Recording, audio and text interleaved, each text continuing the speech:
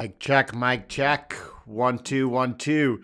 Good morning, everyone. I hope you're well and doing great as we get ready here for today's live session. It's Tuesday. Hope you all are well and doing great. This is Jordan with Conquer Trading and Investing. If you're new here, welcome. And if you're not, welcome back. It's time to take a look at the markets and make sure that we have as much clarity as we could bring. Tomorrow is a day that's been on our calendars for quite a while. Tomorrow is the FOMC. By the way, 2 p.m. Eastern time is the rate statement, followed by 30 minutes later, Jerome Powell, the press conference begins. It is streaming live on YouTube. You could just search Federal Reserve press conference and you'll be able to watch Jerome dictates what happens with the markets across the world. It seems that we are at a particular junction where either the most famous meme, I like meme better, the most famous meme of 2022 is about to either come true or be disproved, as we are getting ready for what potentially could be the next leg down, taking out the June lows, or not. We will find out soon, very soon. Tomorrow should be a day full of, let's say, lots of energy. People are going to be saying volatility, expect volatility. Yep, it's going to be volatile. It's been volatile the last few days. We're seeing escalations occur in the Ukraine as we are seeing referendums take place across many different regions. This is putting the situation in a place where either, as I think Russia today put it, that either they're going to have intimate victory or nuclear war. Not really the type of rhetoric that anyone wants to hear. And this is the world that we live in today. And that's a reminder to each and every one of you to pray for peace. To pray for peace. We really need peace between God and man and between man and man. It is more important and essential than ever. I want to start off. I know the headline of today's session is the most money is made on the turn. And you're going to see why in just a moment. The most money is made on the turn in markets. Nevertheless, I want you to focus on the sweet spot, not because the most money could be made, but because the easiest money could be made. But we're going to be looking at some potential turns setting up in 1 second. I want to start off with this video shared by Luke yesterday. This is Stanley Druckenmiller, right? Stanley Druckenmiller, the man who architected the trade that took down the Bank of England. It was George Soros at the time who he was working for, however, who told him, Stan, when you got the trade lined up, you got to go big. Teaching him one of the most important lessons in the market. Let's start off over here today. Silence. I'm going to have to refresh her, all right?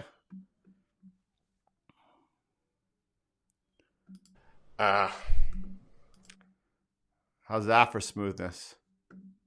If you don't know, I make a living supposedly forecasting changes in the economic environment and in the financial markets. And with the caveat that I've been doing this 45 years, and between the pandemic and the war and the crazy policy response in the United States and worldwide, this is the hardest environment I've ever encountered to try and have any confidence in a forecast 6 to 12 months ahead. There are brewing issues when you get the price of oil doing what it's doing historically, and when you get interest rates doing what they're doing historically, and it becomes a global phenomenon with tightening liquidity, and you've got war. The odds of a global recession and a change in the macroeconomy are about as high and as severe as I've seen them in decades. It's a somber warning from Stanley Druckenmiller. 30 years on Wall Street with over 30% a year in a row.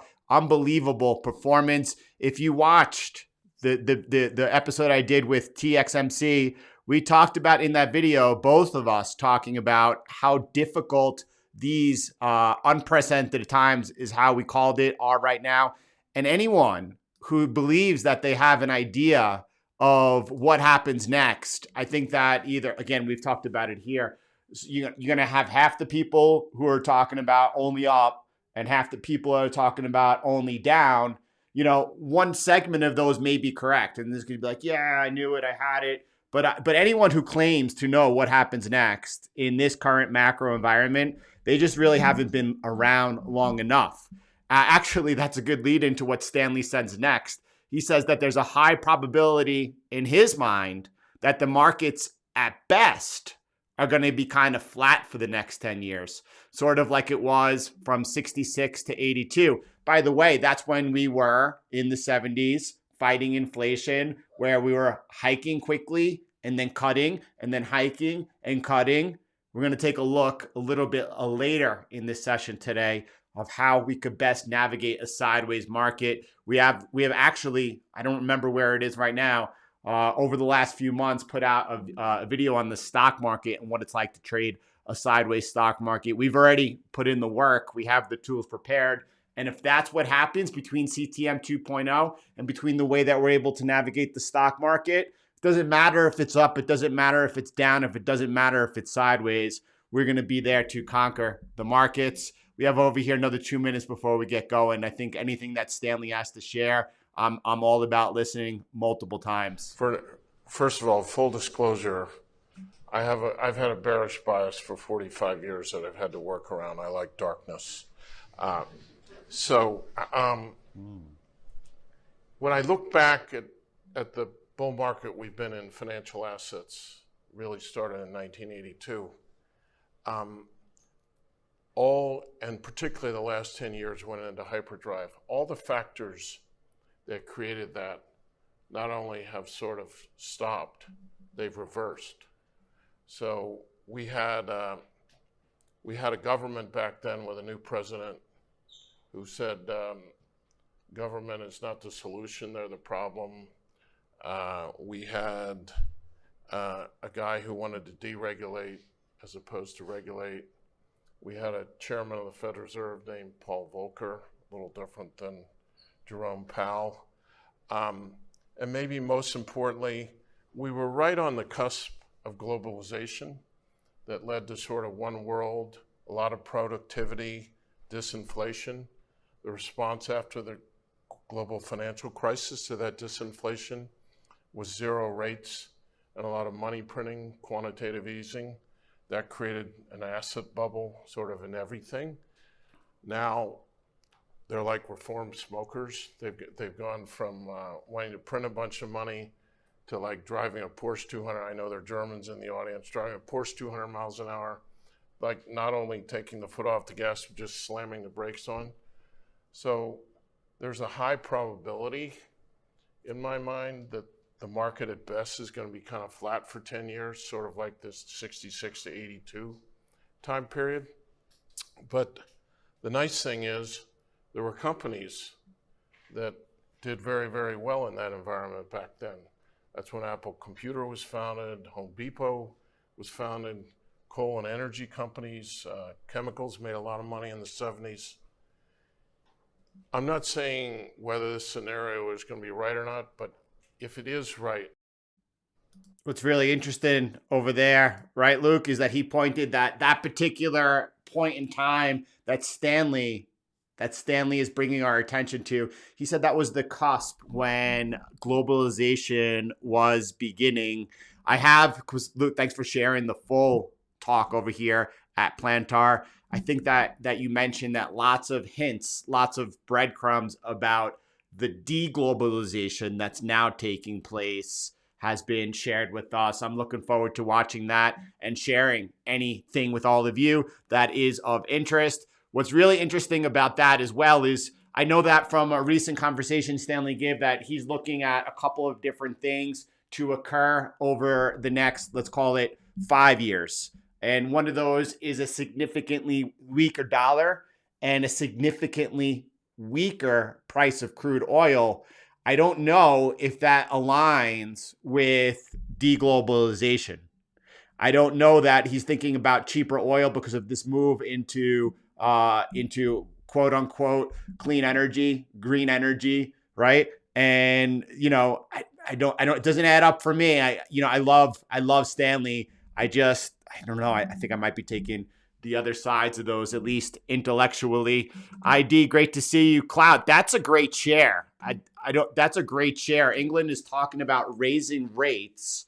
Why doing QE for energy bonds? And has that ever happened before? The Fed has never. I mean, the central banks have never been tightening as far as raising rates while running QE at the same time. What's interesting is that it's been thrown out there, potential possibility of the Federal Reserve doing something like quantitative tightening domestically and then actually purchasing securities from foreigners, whether it was the Bank of Japan or the ECB. So you might see in the future, just as you're pointing out here with England, almost like easing and tightening going on, some dual counter policies. That could happen also with the Federal Reserve domestically and internationally. Very, very interesting. Kyle, what's going on? I'm glad to see you. All right, let's go. We got over here this chart shared by Sven, and it looks very interesting. You got to focus in on that dot over there. This is the 2-year he's showing us over here. These are some boiler bands, and not only has price gapped outside the boiler bands, now you're seeing this quite unusual movement. I recognized it right away. I was looking at the 10-year this morning, and I noticed that we are looking at price not only making a new yearly high, 12-month high in the 10-year, trading above 3.5%, but I noticed this big gap up. And I noticed this big gap up is happening ahead of tomorrow's FOMC. If you remember, the market right now is pricing in an 82% chance of a 75 basis point hike tomorrow. That's mostly assured. That's obviously what I think is going to happen, mainly because the market is pricing it in, and mainly because not last weekend, the weekend before, the Federal Reserve, as the market was only pricing in 50 basis points, let it be known through the Wall Street Journal that no, we want to do 75 basis points. Nevertheless, there are some people out there looking for a surprise. 18% believe that, or the market believes 18% chance that we could see a 100 basis point hike. We did have, by the way, we had the Swiss National Bank overnight did hike by 100 basis points, more than expected. I want to take a look a little bit further into the session at actually some Swiss franc pairs and the market's reaction. I think more important than the Swiss bank hiking 100 basis points was that they said that they were actually closer to the terminal rate, as high as they want to take it. So why you would expect on such a strong hike to see the Swiss franc really strengthening up, it's not really versus other currencies. And I think it has to do with them setting expectations for future hikes. Remember, the market is forward looking. By the way, if you saw in that video I just shared with you with TMC, I mentioned that prior to Jackson Hole, at the last month's FOMC, when Powell came out more dovish than expected by saying that he believes that they are getting close to the terminal rate, the market started teeing off and everyone started jumping in and front running. And then what happened, that rally was so strong, it undid all of the Fed's easing. And I don't think the Fed liked that. That's when we saw that massive verbal intervention onslaught happen. And that's when Powell, evidently at the last minute, or, tongue in cheek, changed his whole speech and had to come off overly hawkish. I take them at their word. I sincerely do. And I believe that they are getting close to that terminal rate. Are there more hikes ahead? I believe so. Is it potentially possible that tomorrow's rate hike could be the last hike of this cycle? It is also. You got to be open to everything. A lot of people right now have become very deterministic about what is next on both sides. As Stanley is pointing out, in these times right here today, it's impossible. And Stanley obviously is a legend on Wall Street, someone that I have always looked up to and continue to do so. Luke, before I saw this pattern yesterday. I went ahead and gave it a little bit of love. And then I'm watching here this morning at the 10-year, probably because subconsciously you planted that seed in me yesterday. And also because of that video that we just released on Sunday with Ben Cowan. And he was pointing out the distribution taking place across the Ethereum Bitcoin cross. And it's the same thing. We could see it again. You should all be very familiar with this Wyckoff distribution pattern ever since April, May 2021, when it nailed the spring top in Bitcoin and here in crypto as well. And here we are again. And a lot of people right now, by the way, you remember over here, we got a sell impulse. We played it out. This one was retraced pretty quick, and it wasn't the first entry.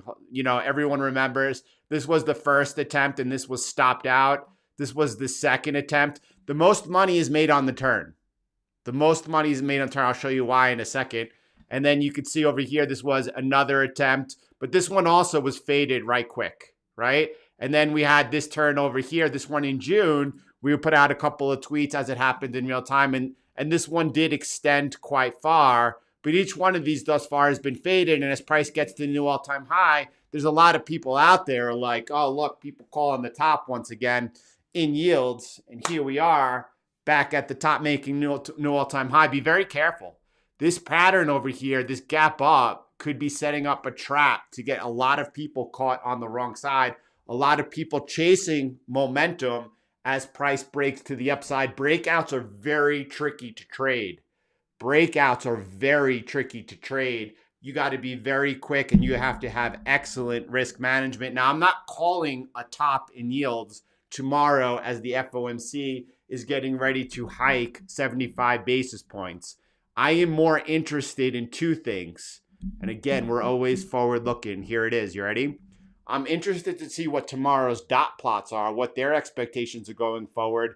And then more importantly, unfortunately, we're going to have to wait until October to get the meeting minutes to find out what happened behind these closed doors to see what they're really thinking. And that's why the market is not going to be able to really break one way or the other. It's going to be left very uncertain. It was 1 year ago, last October, that the Fed, through the meeting minutes, communicated to the market that they were getting ready to hike rates. To taper down purchases. And then after tapering off all QE purchases, hit liftoff and start raising rates. People were not really able to look at it at that moment. What I mean by that is people were in disbelief. There's no way they could taper a Ponzi. They can't tighten. There's no way they could raise rates. Here we are. Not only did they raise rates, they raised rates with like ferocity. And I think a lot of people right now hold that same posture. They have to keep. They're going to keep tightening until they break something. They have to get this inflation under control. They have to regain credibility. Credibility was Powell telling us 1 month ago that he thinks they're getting close to the terminal rate. So we'll see. Let's be open for everything. Of course, you're going to have a bias. I have a bias. Make sure that you're aware of whatever your bias is so that you could keep it in check. A break of this trend line over here, specifically coming off a gap up, gap down, that could lead to a quick waterfall down. Be aware. And until then, the trend is for sure ferociously up. At the same time, when I talk about the most money is made on the turn, if you're taking the turn, you have to be able to take the most losses. If you're taking the turn, expect to get stopped out many times. If you're taking the turn, expect to get stopped out many times. The easier thing to do is to wait for an actual trend change and trade towards the trend. This move on the upside was not something I was able to participate in as far as get when it occurred. We had a line like this. Let me say, it was, I don't remember exactly how it was. Some of you might, remember exactly how it was. I think it was like something like that until that gap up, but I wasn't able to call out or get that move to the upside. Let me go ahead, and it was something like that, but I don't remember where it was exactly. DXY coming up and breaking above the resistance ahead of tomorrow. And what do we read into that? Well, first of all, let's be very clear. You don't want to be taking any new positions today ahead of tomorrow's FOMC. Tomorrow morning, we expect a lot of nothing, right? Or I expect a lot of nothing. I wouldn't expect any move right now to continue. I would expect some choppiness. I expect that there will be some tying up and closing of positions ahead of tomorrow's FOMC. It's a big day tomorrow. Unfortunately, we're already seeing equity on that. I thought they were breaking down. Excuse me. Hold on one second, and I take that back. If price were breaking down ahead of the FOMC, it's just something that's got away you can't participate in. We are very clearly into support right now, as we were and looking at yesterday on the NASDAQ, S&P 500. Yeah, that looks kind of sketchy, right? Losing support and breaking down ahead of the FOMC, that's something that can continue to fade out. Would any of you, someone said, what are we doing? Are we buying or selling today? Would any of you be looking to establish new positions today? There's no way that I would. I remember as a young trader 20 years ago, I used to love non-farm payrolls, any big high impact news event, because I felt like, you know what? The more volatility, the more chance to make money. Nothing could be further from the truth. You're going to get whipsawed around. Coming into any type of high impact news event, you see that the old timers, how nice that I could consider myself amongst the old timers now, they stand aside. And as a new trader, you think, what is this guy doing? He's afraid to get it up in there into the battle. No, he's smart. He's been around a while. He knows that why the most money could be made on the turn, or the most money could be made in the volatility. The easy money is the sweet spot. And that's what we're waiting for. And that means you have to be patient. You have to have the patience of a predator. You have to wait, stalk, and watch, and wait for the money to be lying on the other side of the room. And then you go over there and pick it up. That's how not only you make money, that's how you keep your money.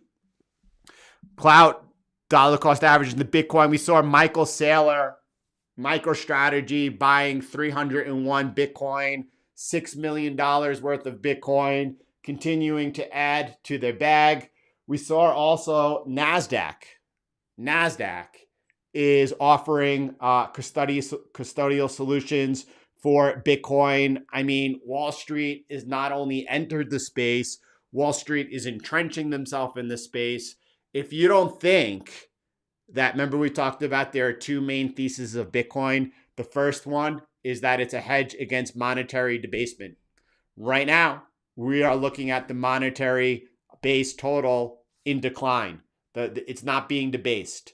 The overall trend is the other way, right? That's going to continue, and it's going to continue massively because it is, at the end of the day, it is a Ponzi scheme. And the only way to keep that Ponzi scheme going is to continue devaluing the currency. The other thing is the adoption. The other thing, and one of the most important things out there is the adoption.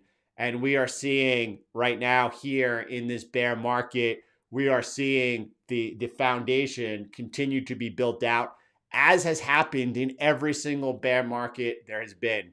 And right now, while you see a lot of people scared, you see Wall Street digging in, BlackRock entering, NASDAQ entering, and these people are setting up to make sure that they are there as Bitcoin continues to do Bitcoin things going forward. People looking back right now, what's the price of Bitcoin? $18,834. Are you going to look back and say, I'm glad that I dollar cost averaged it in under 20,000? Or are you going to say, I'm glad I waited for 10,000? Or are you going to say, I'm glad I waited for 3,000? All those things could happen. I mean, legitimately, $10,000 to $14,000 Bitcoin could happen. There's not a person that I know in the space who doesn't believe that. Now, whether or not that's going to happen, I don't have any idea. I don't have a crystal ball. And even if we escape this month, the dreaded deadly September, without the structural lows, the June lows in both equity markets and Bitcoin being taken out, that doesn't mean that like the low is in or by any means, right? We still got we were talked about the headlines out of the Ukraine today. I mean, the fact that like, when you think about the U.S. giving up all their munitions to the Ukraine, what's left if something goes down, right? I mean, this talk of using tactical nuclear weapons. A nuclear weapon is a nuclear weapon. Are you kidding? Are you bringing that into the equation? But look, it's the world we live in. Again, just a reminder to pray for peace. Take a moment today. Take a moment right now and pray for peace. Bum, bum, bum, bum. All right. So what else? Oil continues under pressure. No big deal. Gold is looking like the ugliest in the bunch. By the way, I mean, truthfully, right now gold is anything but in favor. And it can't be in favor when you're looking at this what yields this high. Not only yields this high, energy this high, there's no reason, but you have to understand what gold is and why people include gold in their portfolio. For me, it's always been insurance. I do believe that eventually gold will get revalued. As it is, why I would love for central banks to be allocating Bitcoin to their balance sheets. They don't, and they do allocate gold. You do see countries, even friendly, quote unquote, friendly countries, allies, taking back their gold from the U.S. and from London. And then you see, like when Venezuela wanted their gold back from London, London's like, I'm sorry, not your keys, not your gold. We're not giving that back to you. Obviously, there is a use case for gold. By the way, most of you are not familiar with, but one of the greatest use cases of gold is privacy. We'll do a little bit of research into that. Now, what gold right now obviously is well out of favor. It might be a time for you actually to be paying attention to gold. For those of you that wished you had a position right around $2,000, as gold is now off, substantially. And when something's not in favor, that might be if you believe the long-term prospects are something that you would like to include in your overall portfolio. Now's the time to be looking at it. From a TA standpoint, though, this thing is not looking so good, and we're going to continue waiting and watching. We have over here a conservative line of repair lined up. At the same time, I think we could draw in a double black diamond and then do nothing but wait. And we'll continue waiting here on the sideline. No, I don't like that look. I'm going to remove it, and I'm just going to leave it as is. All right. What about silver? So silver, looks actually a little bit like it's got some life to it. A lot of people are very focused on the supply being removed from the COMEX. Someone mentioned that Mark Moss did a video on it yesterday. I'm sure Mark presents it really well. If you want to get a summary of what's going on, then you have over in Reddit, Wall Street Bets. And you can see by price and price alone, we are seeing a counter trend move. I mean, the trend is down, right? Trend is down and down, but we are seeing this counter trend move over here. We looked at it last week, so I'm not going to get into explain to you. But then we had breakout, retest, and now we've been holding this line. But guess what? For me, it's still like sideways, right? And it's just choppy. And we'll take a look at it a lot closer after tomorrow's FOMC into Thursday and Friday, and we'll see if anything else is developing on that as well. I've been pointing out that we were seeing something that is not indicative of a risk-off environment, and that is the gold to silver ratio really working out in the favor of silver. We have to keep watching that. This is like this is one of the canaries in the coal mine. If at any point you start seeing this cross moving to the upside and moving strongly, all right, let me put it this way. As credit markets break, you will see this pair moving aggressively towards gold, Because again, at the end of the day, when it comes down to it, what do you want to hold, gold or silver? I know there's a lot of people who think just like penny stocks, just like altcoins that can make more money holding silver. And then there are people like me who choose to like be, let's say, aggressive, but with very focused and deliberate, concentrated bets. We have Ethereum, Bitcoin continues to bleed out after the merge, right? And just zooming out, right?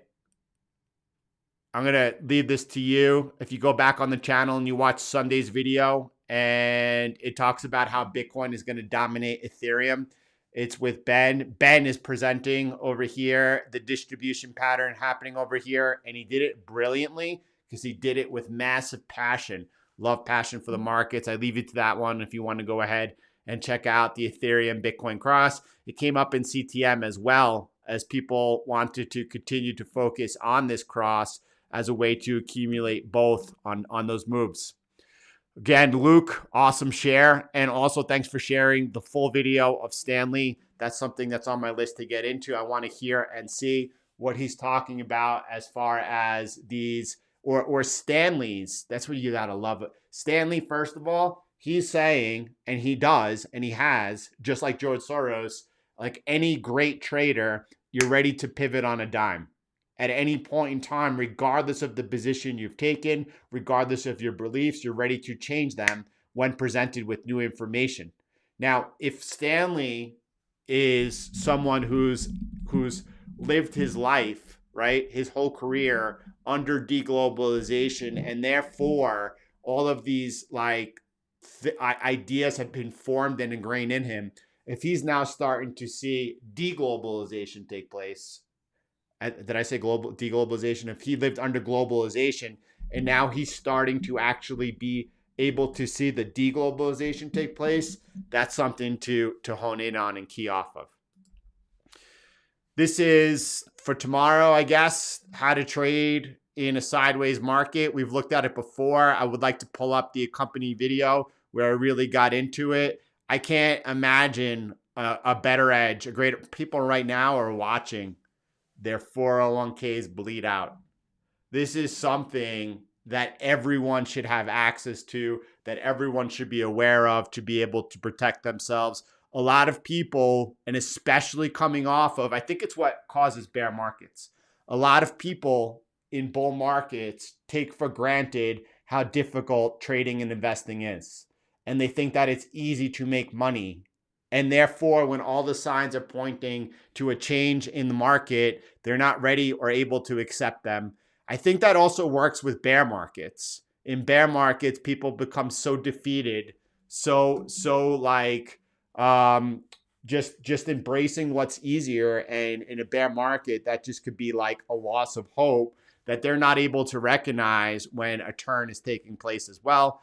And you could see here what the value of being in the market when it's time to be in the market and just out when it's time to be out of the market. We'll cover that at another time.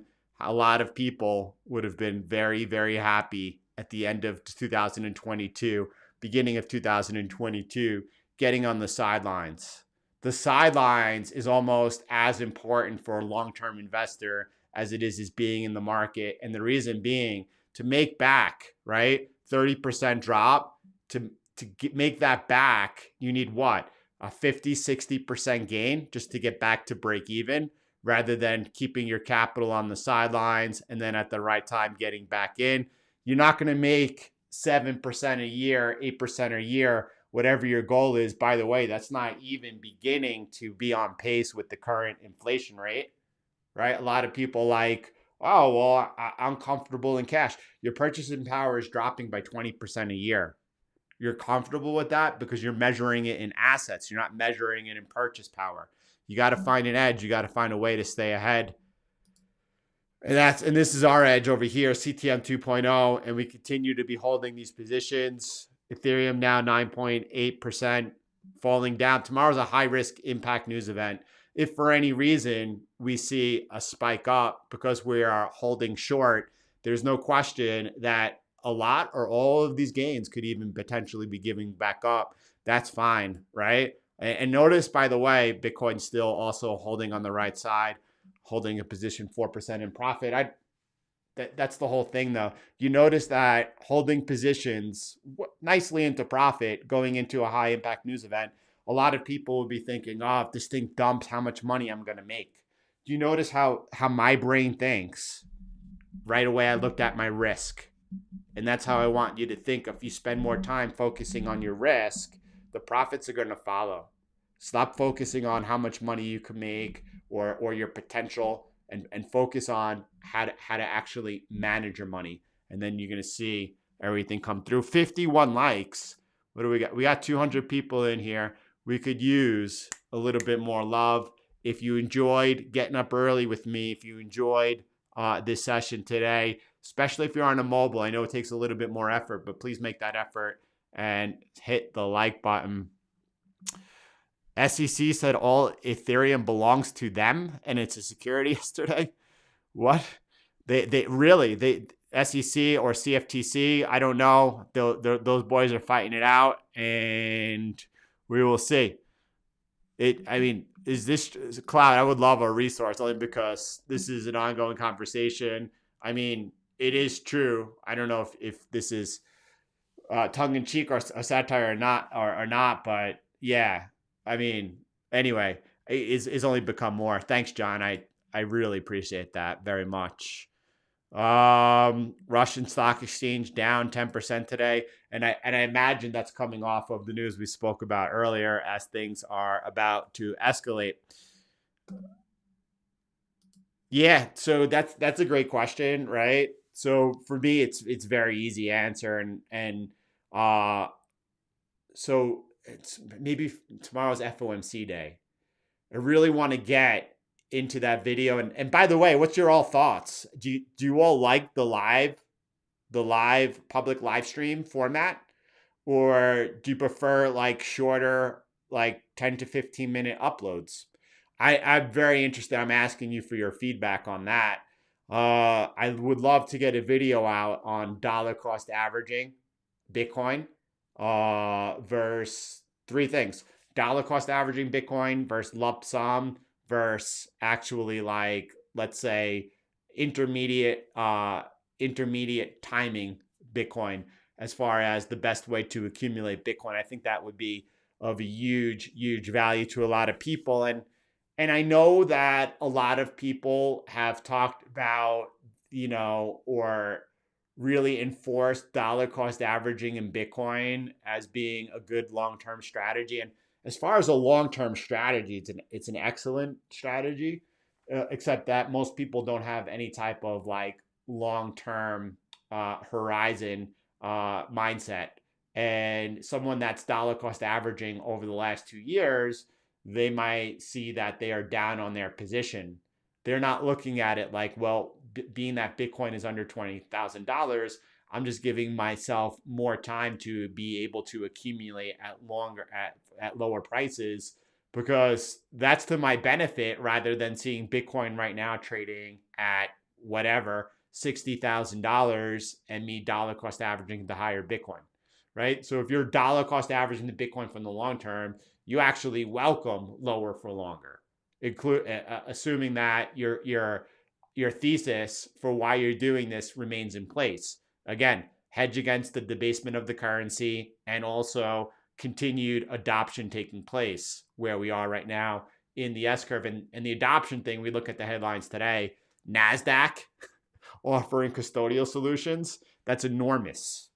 That's just absolutely enormous, right? We know that already. It was a couple of years ago that Fidelity made their way in. That was during the last bear market. That was in 2019.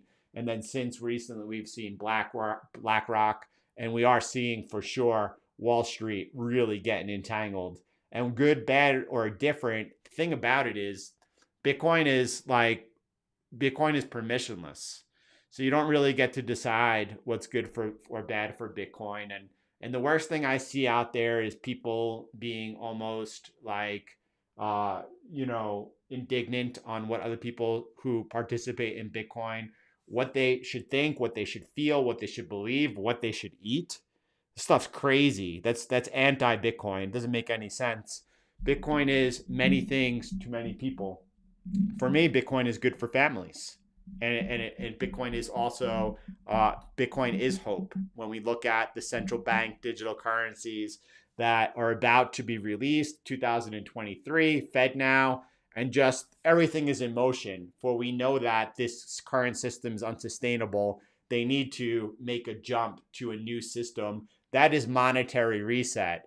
That is, quote unquote, the great reset. And that is what world powers right now are positioning for as you look at the greater movement towards the BRICS, right? As you look at these countries aligning with those that have mutual, well, that's always been the same, right?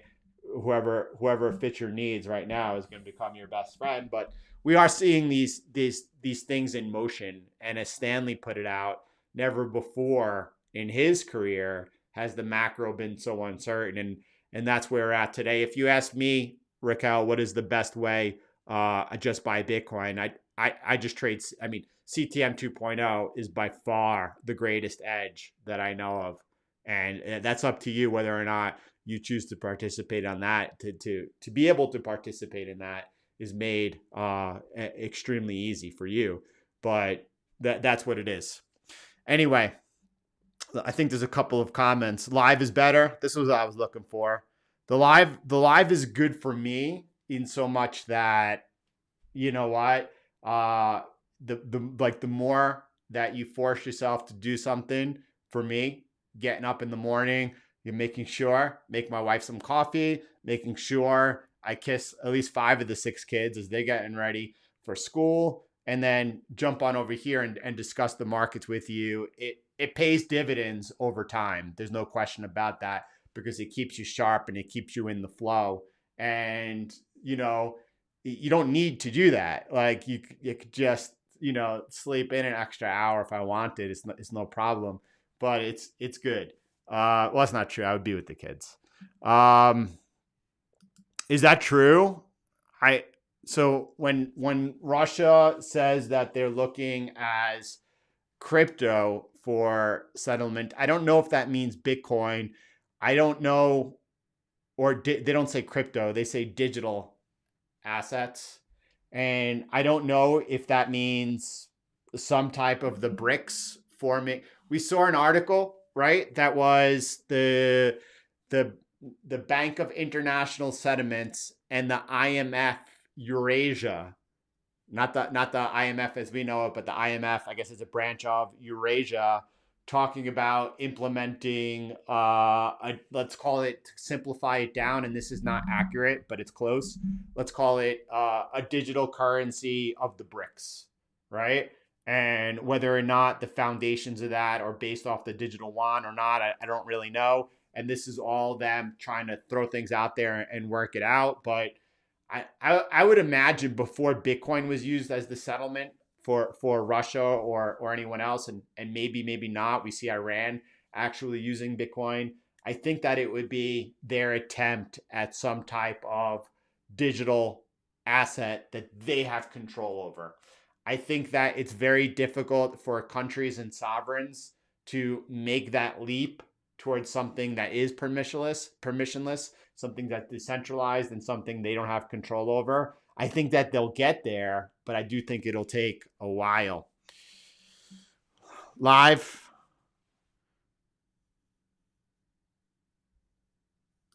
Thanks. I love being here with all of you. It might. I mean, everything's on the table. Let's be ready for everything. Tomorrow is obviously a big day, and it doesn't end there. We are in a data-dependent, uncertain market, and that's where I have no idea. Felipe, please go to the channel, go to videos, and about a week or 10 videos ago, you'll see the video. It talks about the macro. For me, it is probably one of the best conversations that I was able to have all year. And what's great about it is that on both sides, there's a lot of uncertainty. Everything is talked about and every available possibility, as long as with what we each feel is the most probable. But look, a lot of people like any type of analysis that gives you some type of end result. People want to be told, and that is not the environment that you're in. People don't like sincere analysts. This is what that is. And watch that video if you have those questions about, it's directly answered how long we think the bear market will last, and not how long we think it will last, but what 2023 could look like. And it's not so nice, but it also doesn't mean that depending on what happens between now and next summer, look, no one knows whether or not risk rallies. And if risk rallies, it doesn't mean that if things get worse in 2023, that even these lows will be taken out. Think about December 2018 lows during the crisis of February, March 2020, the global lockdowns. Those lows from just a year and a half ago were not taken out. Not even a year and a half, a year and a quarter. They weren't taken out. And at the same time, like by the end of this month, we could be taking out the June lows, and we might not look up until 2023 towards the later half of that. It just might be brutal, similar to what actually 2000 to 2001 was. So there's no answer to that question, but you want to have, and by the way, that's really good that there's not an answer to that question. Anyone who claims to know or have that type of understanding, how could you right now? It doesn't. So, but being able to look at it and discussing all potential outcomes, that's the best that we could do. And I think it's really good. See, Rika, a condensed upload. See, the thing about the condensed upload that's really nice is that throughout these live streams, it's hard to commit, 45 minutes a day to being able to, I mean, it's great if you have that love for the markets and you really want to learn and absorb the markets and be in an environment like this where people are working together in a very constructive way. But like the thing is, I can't tell you if like the most important piece is going to be shared in the first 15 minutes, in the middle, or the last. And unless you are committing to learning, you're going to miss a lot. In the condensed uploads, the information is a lot more compact. There are absolutely, for sure, positives and negatives to each. There's no question about that. Yeah, absolutely. Absolutely. Yeah. So everyone here live likes the live. Anyone who on the replay crew who made it this far, I'm interested to see what format you like better. That's also just as interesting. Awesome, Kyle, Keith. All right, everyone. Good session this morning. And thanks, my brother. I appreciate that. Costa Rica, Istanbul. Everyone, thanks for being here and supporting what we do. Boom. Chile. Love it. Really do. Really do. I'm not going to be doing live FOMC coverage tomorrow. I have a doctor's appointment. It's not going to be possible for me to do that. But we'll see what happens. But I'll see you all in the morning. All right, everyone. Belgium, Netherlands, lots of love. All of Europe right now. We are with you. We are with you. Every conversation I have with anyone out in the world, I try to bring their attention to what's happening in Europe. I don't know what the news covers, so I'm not sure of people's awareness of what's happening in the world around them. We want to make sure that we, the people, that we are there together. It's very, very important. Everyone, God bless you. I'll see you all tomorrow, and we'll take it. We'll Bulgaria, and we'll do it. We'll do it and give it our best. Have a beautiful day, everyone. God bless you. Remember, pray for peace.